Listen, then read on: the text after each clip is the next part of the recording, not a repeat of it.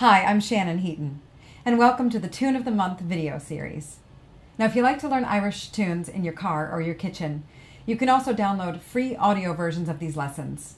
Head on over to shannonheatonmusic.com, and there you'll find the podcast link and also information about the Irish Music Stories podcast, my first 50 tune book, and the Heaton practice tracks. You'll find my contact info there as well, so if you have questions or requests, please be in touch. We learn best from each other. Hey everybody, I've had lots of requests lately for recordings that isolate accompaniment, backing tracks that melody players can play along with and guitar players can study. So Matt Heaton and I have put together some practice tracks. We play the tune once around, Matt keeps the accompaniment going, and I state just the very first few notes of each phrase, and the third time around is accompaniment only. The first tune we've done this with is the Black Rogue. It's a jig that settles in D, but it's got a lot of A going on in the very beginning. I'll play the tune a couple times, then I'm going to talk a little bit about pickup notes and also about how some of the chords that are implied in the tune can help inform some nice melodic variation. The Black Rogue.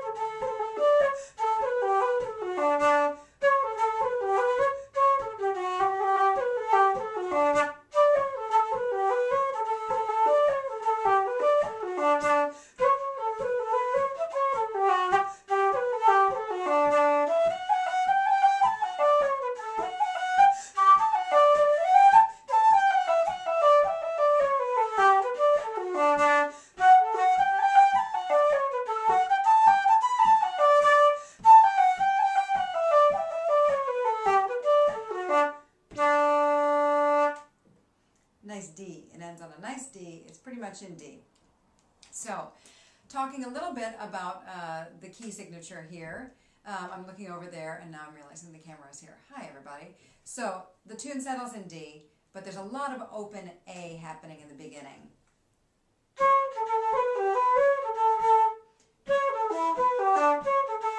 So A major chord, G major chord, D might be how one would back, or maybe one would just sit on that A for a little while.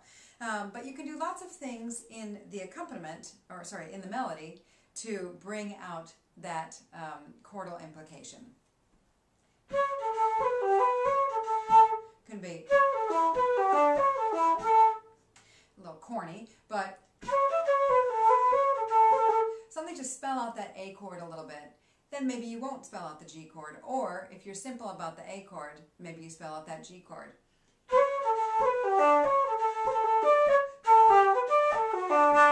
Anyway, just something to be aware of as you are playing a melody instrument, that in fact all of this harmonic implication can add another dimension to your playing of the tune. All right, and then as far as pickup notes, it's kind of essential to know where a tune begins, on what note it begins. So if you change from one tune to the next, you know what the downbeat is supposed to be. What's the first note of this tune? Da da da dee dee da da. I started it on a D, didn't I? But that's the pickup note. Da da da dee dee da da. And then the second time around, I probably did something like this. Added more pickup notes still. It's still C sharp on the downbeat. So if you change from one tune into the Black Rogue, you might choose to incorporate that pickup note. So you might have to leave off a note in the prior tune. Or you might choose to make a nice clean break and start right on the C sharp. But really knowing what the first note, what the first downbeat note is of a tune, gives you a little bit more sure footing and flexibility in pairing it with other tunes. So just a few ideas for the Black Rogue, And hopefully you'll head on over and grab the practice track and let us know if that's helpful, and let us know if you'd like to see that in a different format as well. It's all a big experiment. So thanks for tuning in, and hope to see you next time at the Tune of the Month.